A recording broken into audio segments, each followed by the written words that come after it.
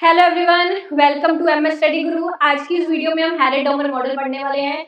बहुत अच्छे से ये मॉडल पढ़ेंगे। आपके जितने भी ऑब्जेक्टिव एग्जाम्स होते हैं, assistant professor economics, net economics, lecturer, PGT, set economics, उनके लिए आप जितना मैं आज आपको मॉडल करवाऊंगी उतना पढ़ लेंगे, सो कोई प्रॉब्लम नहीं आएगी, क्वेश्चंस ठीक हो जाएंगे आपके। ठीक है जी। बिकॉज ऑब्जेक्टिव टीचिंग एग्जाम जो होते हैं ना, उसमें मेन चीज ये रहती है कि हमको किस चीज को आखिर पढ़ना कितना है और कैसे है। क्योंकि ऐसा नहीं रहता कि आप 3-4 पेजेस का पूरा एक थ्योरेटिकल उस थ्योरी को पढ़ेंगे तो जितना ज्यादा पढ़ेंगे क्वेश्चन ठीक होंगे उससे आपके नहीं, ज्यादा पढ़ने की जरूरत नहीं होती, आपको रेलिवेंट पढ़ने की जरूरत होती है कि एग्जाम में इससे कैसे क्वेश्चन पूछे जाते हैं, हमको उस अकॉर्डिंगली उस चीज को पढ़ना होता है। तो हम इसी अकॉर्डिंगली आज मॉडल करेंगे। ठीक है। अगर आपका ऑब्जेक्टिव एग्जाम है तो हैरेड डॉमर मॉडल में हमको डायग्राम्स वगैरह समझने की जरूरत नहीं है, हमको इसमें इक्वेशन समझनी है। ठीक है, इक्वेशन समझनी है और किस इक्वेशन में कौन से वेरिएबल का क्या मतलब है, ये सब चीजें, थोड़े फार्मूले वगैरह ये पता होने चाहिए आपको। ठीक है, सब्जेक्टिव एग्जाम के लिए डायग्राम्स होती हैं। सो अपना पेन पेपर निकाल लीजिए और मेरे साथ साथ अपने नोट्स बना लीजिए हैरेड डॉमर मॉडल के। ठीक है जी। नए आए हैं चैनल पर तो सब्सक्राइब कर लीजिएगा। इकोनॉमिक्स रिलेटेड डिटेल्ड कोर्सेज में एनरोल करने के लिए हमारी एप्लीकेशन को डाउनलोड कर लीजिएगा। ठीक है जी। सो देखिए, हैरेड डॉमर मॉडल, स्क्रीन क्लियर है, ओके। सो हैरेड डॉमर मॉडल, ये मॉडल डेवलप हुआ था सबसे पहले हैरेड के द्वारा 1939 में, डॉमर के द्वारा 1946 में। सबसे पहले तो सबसे ज्यादा इंपॉर्टेंट रहती हैं ये डेट्स, क्योंकि इन डेट्स से आपको एग्जाम में क्वेश्चंस पूछे जाते हैं। ठीक है, बेसिकली कहा गया है कि जो हैरेड एंड डॉमर है, इन्होंने केन्जियन एनालिसिस जो हम पढ़ते हैं इनकम एंड एम्प्लॉयमेंट का मैक्रो इकोनॉमिक्स में, उसी को एक्सटेंड किया है to long run problem of economic growth. ठीक है, उसी को एक long run problem of economic growth में एक्सटेंड किया है। और हैरेड डॉमर मॉडल ने income and capacity effect of investment को कंसीडर किया। ये बहुत इंपॉर्टेंट पॉइंट है, income and capacity effect of investment. देखिए, इन्वेस्टमेंट के इसमें दो इफेक्ट्स लिए गए हैं, एक डिमांड साइड इफेक्ट है, एक सप्लाई साइड इफेक्ट है। डिमांड साइड इफेक्ट यानी कि इनकम, सप्लाई साइड इफेक्ट यहाँ पे लिखा है कैपेसिटी इफेक्ट। ठीक है, सप्लाई कैपेसिटी, तो आगे हम इसके बारे में पढ़ते हैं और भी। So Harrod Domar model seeks to determine that unique rate at which investment, कहता है कि हैरेड डॉमर मॉडल में बेसिकली एक यूनिक रेट की बात करी गई है जिसमें इन्वेस्टमेंट एंड इनकम ग्रो होने चाहिए। ठीक है, ताकि full employment level long run तक मेंटेन की जा सके। ठीक है जी। सो एक unique rate of investment and income का, ठीक है, जिसपे हमारी इकोनॉमी ग्रो करनी चाहिए ताकि फुल एम्प्लॉयमेंट लेवल को लॉन्ग पीरियड तक मेंटेन रखा जा सके, या आप ऐसा बोल सकते हो इक्विलिब्रियम ग्रोथ जो है उसको अचीव किया जा सके। ठीक है। सो जैसे मैंने कहा था कि हैरेड डॉमर ने यहाँ पे इन्वेस्टमेंट के दो बताए हैं ना, डिमांड इफेक्ट, सप्लाई इफेक्ट। देखो, दोनों ने कैपिटल एक्यूमुलेशन को एक इंपॉर्टेंट रोल दिया है डेवलपमेंट प्रोसेस में, पूंजी का गठन। ठीक है, कैपिटल एक्यूमुलेशन इसका एक इंपॉर्टेंट रोल है डेवलपमेंट में। जैसे मैंने कहा कि इन्वेस्टमेंट को उन्होंने दो एस्पेक्ट्स में डिवाइड करा है। ठीक है, दो रोल दिए हैं इन्वेस्टमेंट को। एक इन्वेस्टमेंट का रोल है इनकम जनरेट करना, कि भाई इन्वेस्टमेंट बढ़ेगी उससे इनकम जनरेट होगी, that means demand side role, उसका डिमांड बढ़ेगी, है ना। और दूसरा रोल जो है इन्वेस्टमेंट का वो है प्रोडक्टिव कैपेसिटी इकोनॉमी की बढ़ानी, यानी कि दूसरा इसका रोल है सप्लाई साइड। ठीक है, इकोनॉमी में सप्लाई को बूस्ट करना। क्लियर। कहते हैं जो क्लासिकल इकोनॉमिस्ट थे उन्होंने अपना अटेंशन रखा था सिर्फ कैपेसिटी साइड। आपको पता है हम जब मैक्रो इकोनॉमिक्स पढ़ते हैं उसमें क्या पढ़ते हैं, क्लासिकल इकोनॉमिस्ट जो है वो सप्लाई साइड इकोनॉमिस्ट है, उनको हम सप्लाई साइड इकोनॉमिस्ट कंसीडर करते हैं, है ना। तो कहते हैं कि जो क्लासिकल इकोनॉमिस्ट थे वो सप्लाई साइड कंसीडर करते थे, और जब हम केन्स की बात करते हैं तो केन्स डिमांड साइड की बात करता था। इसीलिए इसको बोला था कि भाई केन्जियन का एक्सटेंडेड वर्जन है, क्योंकि जो केन्जियन था बेसिकली उन्होंने डिमांड की, डेफिशिएंसी ऑफ डिमांड, याद हो अगर आपको, उसकी भी आपको क्लासेस मिल जाएंगी। डेफिशिएंसी ऑफ डिमांड की हम बात करते थे केन्जियन थ्योरी में, बोलते थे कि केन्स ने डिमांड साइड की बात करी है, क्लासिकल्स ने सप्लाई साइड की बात करी है ना। तो वेयर एज जो हैरेड डॉमर मॉडल है ये दोनों साइड्स देख रहा है, demand side, supply side, economy में दोनों साइड्स की बात कर रहा है, और कह रहा है कि इन्वेस्टमेंट का डुअल रोल है। एक तो इन्वेस्टमेंट डिमांड जनरेट करती है इकोनॉमी में, दूसरी इन्वेस्टमेंट जो है वो प्रोडक्टिव कैपेसिटी बढ़ाती है और सप्लाई जनरेट करती है इकोनॉमी में। ठीक है, यहाँ तक क्लियर हो गया सबको, मतलब एक बेसिक चीज। अब इसकी assumptions आ जाती हैं। सबसे पहले है फुल एम्प्लॉयमेंट। फुल एम्प्लॉयमेंट एक ऐसी सिचुएशन है जिस पर जितने लोग काम करना चाह रहे हैं सबको काम मिल रहा है, और ये तकरीबन जितने भी हम मॉडल्स पढ़ेंगे ना इकोनॉमिक्स में, ये फुल एम्प्लॉयमेंट वाली assumption तकरीबन आपको हर मॉडल में देखने को मिलेगी। नो गवर्नमेंट इंटरफेरेंस, अभी जो क्लासिकल की assumption थी लेजिस फेयर वही लेके चल रहे हैं, गवर्नमेंट की दखलंदाजी नहीं है। क्लोज्ड इकोनॉमी है, नो ट्रेड, एडजस्टमेंट में किसी तरह का लैग नहीं है, ठीक है। लैग का मतलब होता है जैसे कोई टाइम गैप बीच में पड़ गया, ठीक है। मान लीजिए एक पीरियड में जैसे हम करते हैं ना मल्टीप्लायर लैग्स, एक्सेलरेटर लैग्स, कि भाई इन्वेस्टमेंट एक पीरियड में हुई और इनकम जो है वो कुछ पीरियड्स के बाद बढ़ी, है ना, वो लैग आ गया एडजस्टमेंट। वो कहता है कि लैग नहीं, किसी तरह का कोई टाइम गैप नहीं है चीजों में। सो अगला है capital income and labour income ratio constant. देखो capital income and labour income ratio constant and ये चीज नो सब्स्टिट्यूशन ऑफ फैक्टर्स, ये मैं आपको समझाती हूँ। सो देखिए कैपिटल इनकम रेशियो कांस्टेंट का क्या मतलब है, for producing every one rupee one of income the economy always needs the same fixed amount of capital.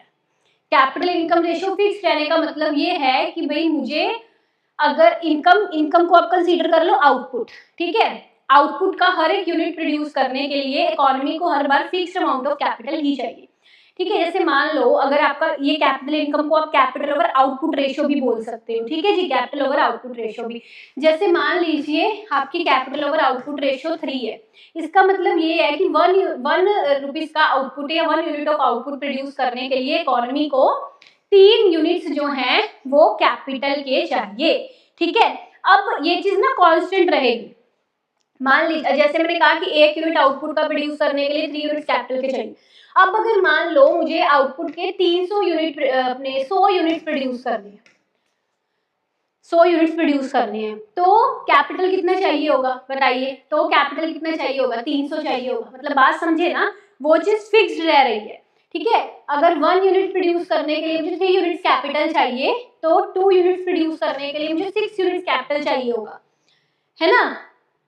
इसी तरह 3 यूनिट्स प्रोड्यूस करने के लिए मुझे 9 यूनिट्स कैपिटल चाहिए होगा, और अगर प्रोड्यूस करने हैं मान लो 100 यूनिट्स तो मुझे 300 यूनिट्स ऑफ कैपिटल चाहिए होगा। कोई बात क्लियर? ये मतलब है फिक्स्ड रेशियो का, fixed capital output ratio, fixed labour output ratio का भी मतलब यही है। Labour income ratio, labour output ratio, उसका भी मतलब यही, ठीक है जी। अब इसके कुछ इम्प्लीकेशंस होते हैं, जैसे कि वो चीज फिक्स रह रही है, ये रेशियो फिक्स रह रही है, इसका मतलब कि भाई टेक्नोलॉजी में कोई चेंज नहीं आ रहा, तभी वो रेशियो फिक्स रह रही है, ठीक है। मशीन प्रोडक्टिविटी फिक्स रह रही है, ठीक है, इसका मतलब ये भी है। More output requires proportionately more capital. अगर ज्यादा आउटपुट प्रोड्यूस होगा, ऑब्वियसली सी बात है सेम प्रोपोर्शन में मुझे कैपिटल ज्यादा चाहिए होगा। 1 यूनिट के लिए 3 चाहिए था, ऐसा नहीं है कि 2 प्रोड्यूस करूंगी तो 3 कैपिटल से ही काम चल जाएगा।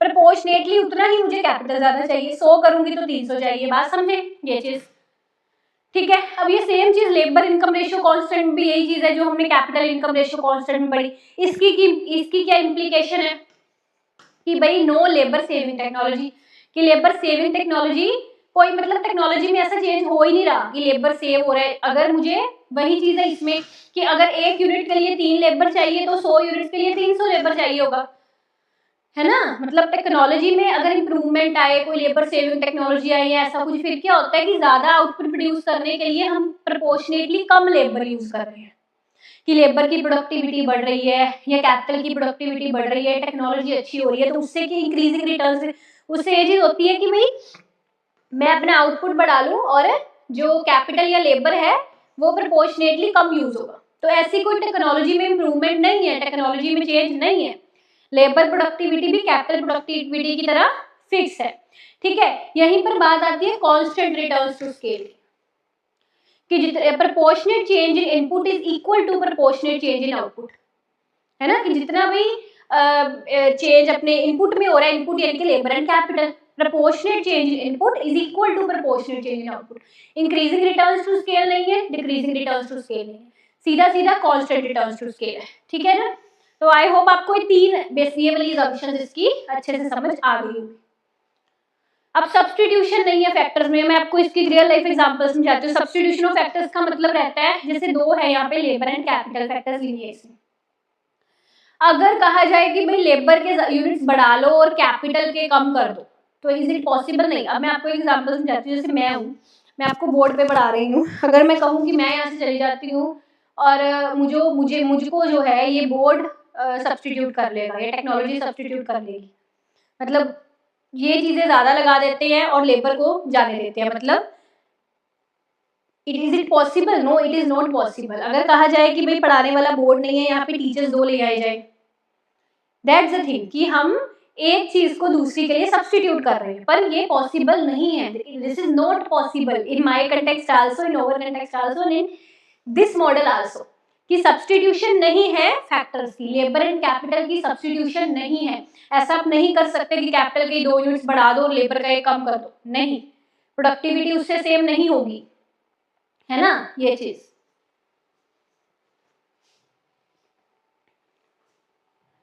आगे देखिए, सो हैरेट के मॉडल में, अब हैरेट का मॉडल शुरू कर रहे हैं। 3 इंपॉर्टेंट कंसेप्ट है इस मॉडल में। सबसे पहले ये वाले ग्रोथ के, actual growth rate, warranted growth rate and natural growth rate. बड़े ध्यान से समझना, actual growth rate is basically S over C. S over C का मतलब क्या है,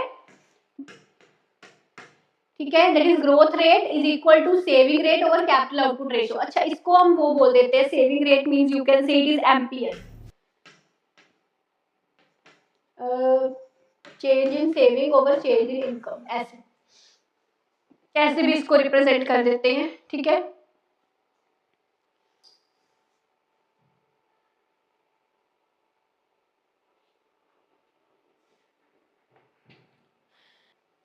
so that is capital output ratio, C is capital output ratio.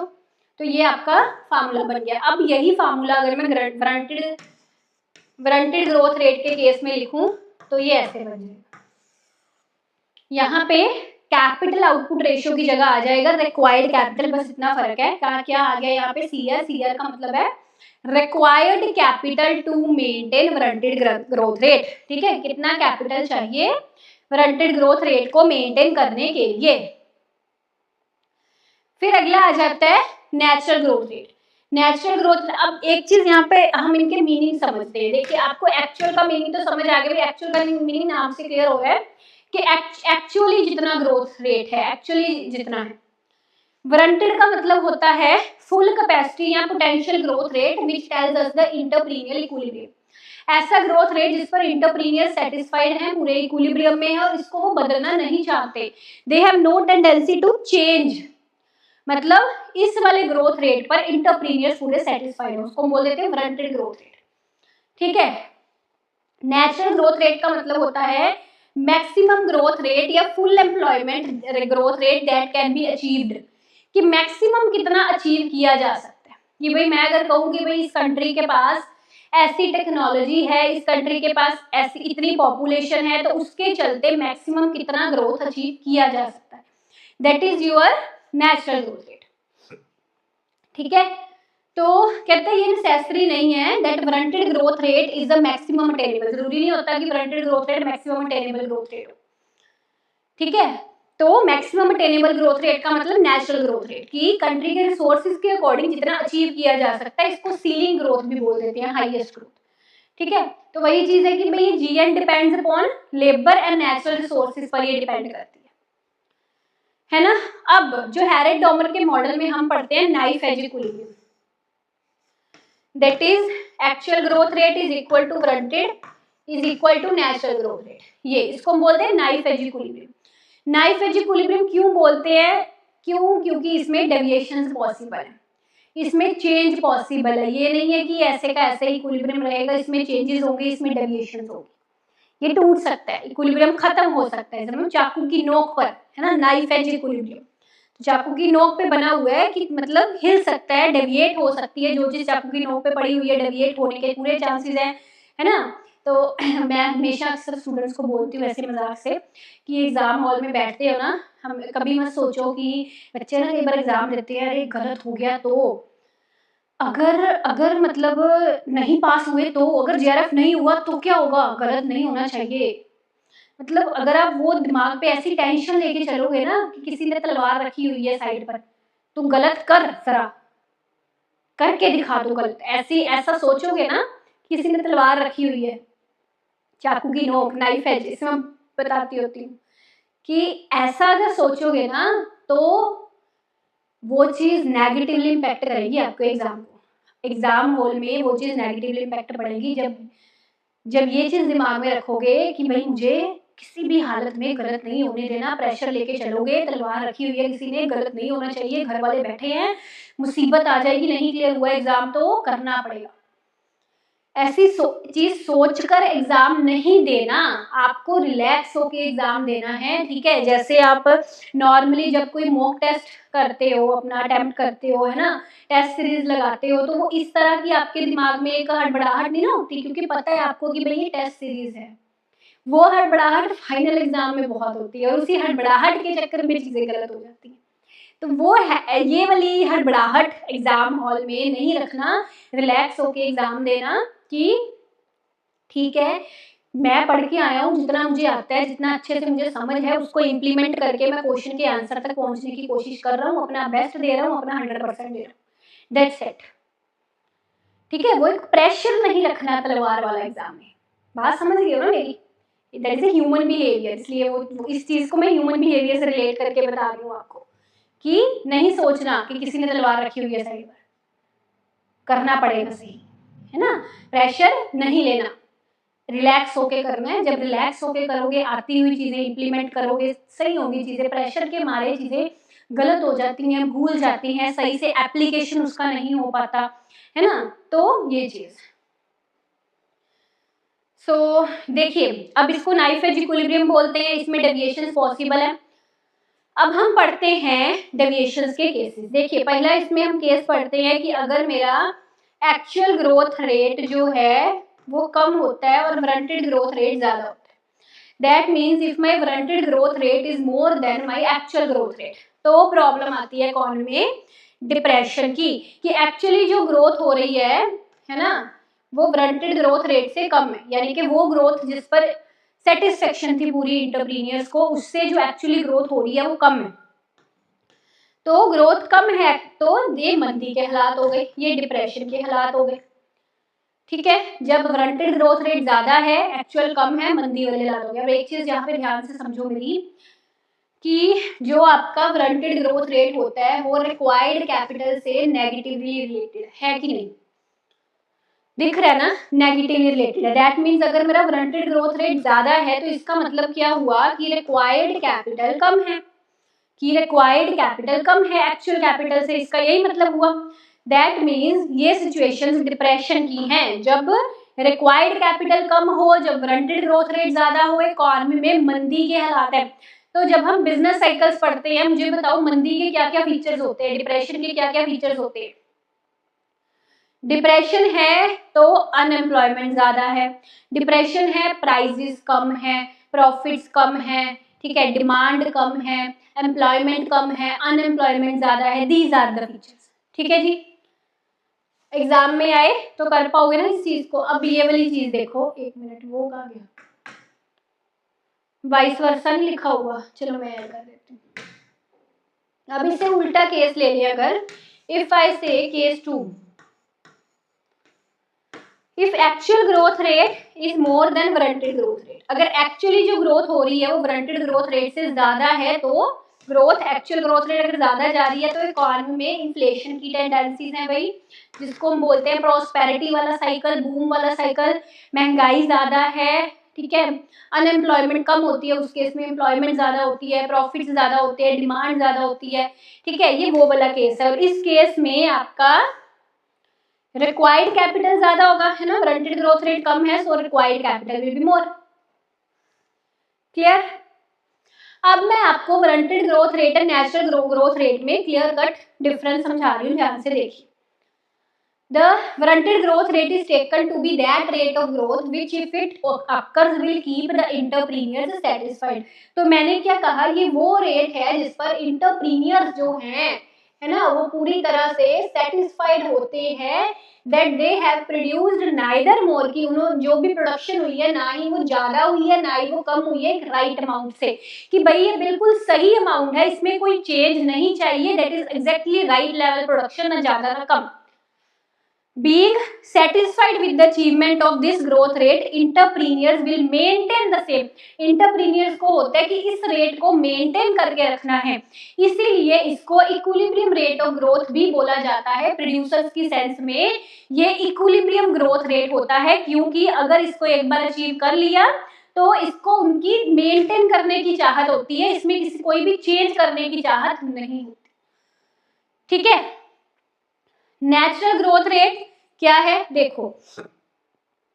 अब growth जो है, एक्सपेंशन जो है, प्रोस्पेरिटी जो है, वो इनडेफिनेटली तो नहीं हो सकती। ऐसा तो नहीं है कि इन्फिनिटी मतलब ग्रोथ होती है, कोई तो उसका एंड पॉइंट होगा ना ग्रोथ का, कोई तो एक्सपेंशन का एंड पॉइंट होगा ना, बस उसी को नेचुरल ग्रोथ रेट डिटरमाइन करती है। हाईएस्ट ग्रोथ कितनी मैक्सिमम हो सकती है, ठीक है, एक सीलिंग, एक upper limit. So availability of labour and natural resources एक ग्रोथ पर लिमिट पुट करते हैं। कहते हैं ये भी जरूरी नहीं है कि wanted growth rate maximum attainable growth rate हो, जरूरी नहीं, मतलब इक्वल हो भी सकते हैं, ठीक है, पर जरूरी नहीं है कि जो एक इक्विलिब्रियम रेट ऑफ ग्रोथ है, जरूरी नहीं है कि वो मैक्सिमम अटेनेबल हो, कि इकोनॉमी मैक्सिमम इतना ही अचीव कर सकती है, जरूरी नहीं हो ऐसा। हो सकता है नेचुरल ग्रोथ रेट उससे ज्यादा हो सकता है मैक्सिमम अटेनेबल ग्रोथ रेट उससे ज्यादा हो। बात समझे कि नहीं ये चीज। So with this view in mind Harrod ने इंट्रोड्यूस किया एक अनदर ग्रोथ रेट, जिसको नेचुरल ग्रोथ रेट उसने बोला। ये एक मैक्सिमम ग्रोथ रेट है जो कंट्री के कुछ अपने जो रिसोर्सेज होते हैं, जैसे कंट्री में पॉपुलेशन कितनी है, टेक्नोलॉजी कैसी है, नेचुरल रिसोर्सेज कैसे हैं, इस पर ये ग्रोथ डिपेंड करती है। ठीक है, इस पर ये ग्रोथ डिपेंड करती है। सो नेचुरल ग्रोथ रेट को हम हाईएस्ट अटेनेबल ग्रोथ रेट बोलते हैं, जो जिसको बोलते हैं फुलेस्ट पॉसिबल एम्प्लॉयमेंट, मतलब सभी रिसोर्सेज पूरे एम्प्लॉयड है, इसलिए हमने इसको बोला था ना फुल एम्प्लॉयमेंट। ये देखिए, हाँ, फुल एम्प्लॉयमेंट ग्रोथ रेट की भी सभी रिसोर्सेज पूरी तरह से हमने यूटिलाइज कर लिए, कंट्री के सभी रिसोर्सेज, पॉपुलेशन, टेक्नोलॉजी सभी एम्प्लॉयड है ना, there is a full employment, इसलिए इसको हम फुल एम्प्लॉयमेंट जो ग्रोथ रेट भी बोलते हैं। सो दिस में इसको सीलिंग रेट ऑफ ग्रोथ भी बोला जाता है, और जॉन रॉबिन्सन ने इसको maximum feasible rate of growth बोला है। बात क्लियर हो गई सबको?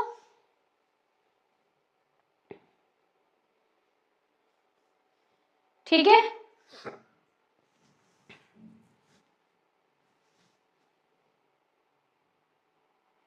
मैंने ना आपको ये रेट से एक बार एक रेस की एग्जांपल से क्लास में समझाए थे, स्टूडेंट ने बहुत पसंद किया था। जैसे मान लो ये एक आदमी है, ठीक है, ये एक रेस में पार्टिसिपेट कर रहा है, इसको यहाँ तक दौड़ना है, ठीक है, जीतने के लिए। जजेस को आप बोल सकते हो इम्प्रेस करने के लिए, जैसे वहां पे हमने पढ़ा इक्विलिब्रियम, जो एंटरप्रेन्योर्स हैं वो इम्प्रेस होते हैं वांटेड रेट ऑफ ग्रोथ है। सो जजेस को इम्प्रेस करने के लिए, जजेस को सेटिस्फाई करने के लिए यहाँ तक उस बंदे को पहुंचना है, लाइक वांटेड ग्रोथ रेट, जितनी चीज चाहिए, जो राइट अमाउंट है, ठीक है, यहाँ तक इसको पहुंचना है। अब ये भी हो सकता है कि इस बंदे का जो पोटेंशियल हो दौड़ने का वो यहाँ तक हो, कि अगर वो अपने फुल पोटेंशियल को यूटिलाइज करे तो वो यहाँ तक भी दौड़ सकता हो। मतलब इट इज पॉसिबल ना कि natural growth rate wanted growth rate से अलग हो, इट इज, ये पॉसिबल है ना। जरूरी नहीं है कि जो वांटेड रेट है वो मैक्सिमम अटेनेबल है, कि भाई बंदे में कैलिबर इतना था बस यहाँ तक दौड़ने का, हो सकता है उसके पास कैलिबर उससे ज्यादा भी हो, है ना। So that point natural growth rate, that point wanted growth rate. समझ गए बात को? अब आगे देखिए Domar model. So Domar model में इक्वेशंस मैं आपको दिखा, देखिए एक इसमें होती है demand side equation, and this equations are very important. YD is equal to investment over MPS, ये ठीक है, ये सो आई को हम लेते हैं investment, net investment you can said alpha, इसमें एमपीएस ले रहे हैं। जो हैरेट का मॉडल था उसमें हम स्मॉल एस को ले रहे थे एमपीएस, इसमें हम अल्फा को ले रहे हैं, ठीक है। दैट मींस यू कैन से सेविंग इनकम का रेशियो, ठीक है। और सप्लाई साइड की इक्वेशन है, याद करने के लिए इजी फॉर्म में ओके, ये ओ को वैसे हम ऐसे सिग्मा लेते हैं, sigma is productivity of capital, capital की प्रोडक्टिविटी, एंड के जो है that is your real capital, कि कैपिटल कितना है, पूंजी कितनी है और कैपिटल की प्रोडक्टिविटी कितनी है। अब अगर आपको याद हो तो हमने पहले भी कई बार जिक्र किया है कि कैपिटल में चेंज इन्वेस्टमेंट के बराबर होता है। मान लो मेरे पास जमा पूंजी है 1 लाख की, ठीक है, उसमें से मैंने 20,000 इन्वेस्टमेंट कर दी, ठीक है, तो अब मेरे पास कितना कैपिटल बचा? 80,000। कैपिटल में चेंज कितना आया? पहले 1 लाख था, अब 80,000 है ना। चेंज का मतलब that difference in time periods. पहले मेरे पास कैपिटल कितना था? That is you can write it as well, ऐसे भी लिख सकते हो कि 2008 में मान लो माइनस 2009 में, 2008 में मेरे पास मान लीजिए 1 लाख था कैपिटल, ठीक है, और अभी मैंने इन्वेस्टमेंट कर दी 20,000 की, तो अब मेरे पास कैपिटल रह गया 80,000। तो इसमें डिफरेंस कितना आया? 20,000। That is change in capital and this change in capital is equal to investment. Capital में चेंज ही आपकी इन्वेस्टमेंट है, बात समझे? सो ये हुई बात क्लियर?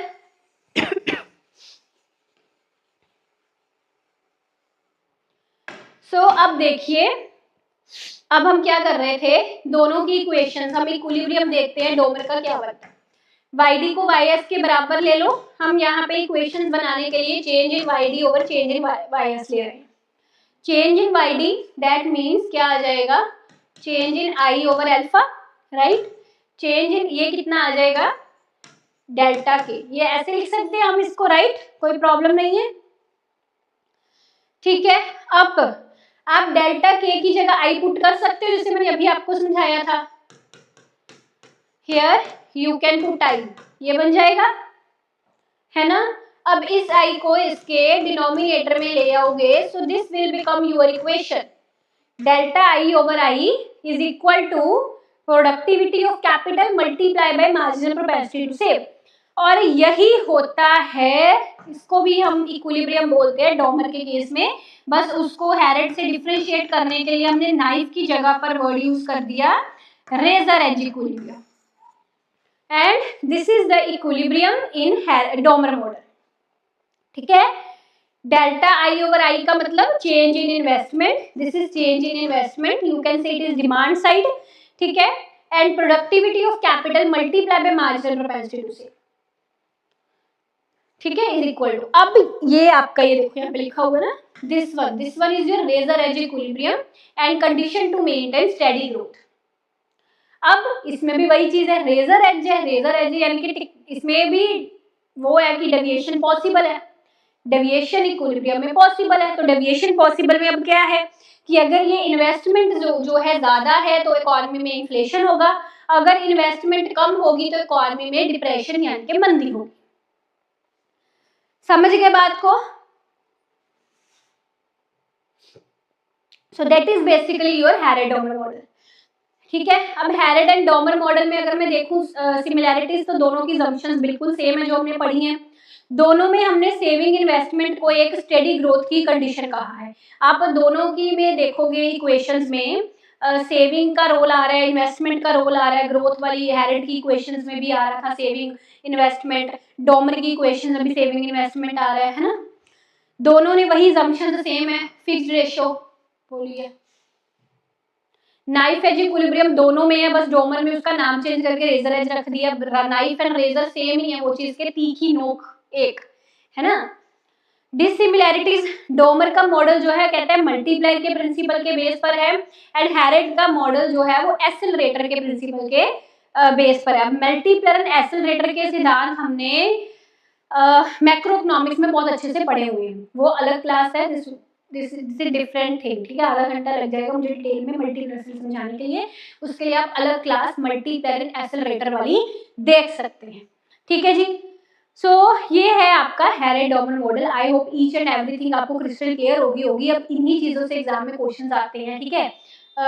इसके अलावा तो आपको हैरेट-डोमर मॉडल में कुछ नहीं पूछा जाएगा। इसी से जो भी मैंने करवाया, देखो यहाँ से वो न्यूमेरिकल क्वेश्चन पूछ लेते हैं, जो ग्रोथ रेट है कि एस दिया हुआ है या जी दिया हुआ है, आप एस सी निकालिए ऐसे करके, ठीक है। फिर यहाँ से आ जाता है कि अगर वॉलंटरी ग्रोथ रेट ज्यादा हो तो इकोनॉमी में क्या सिचुएशन होगी।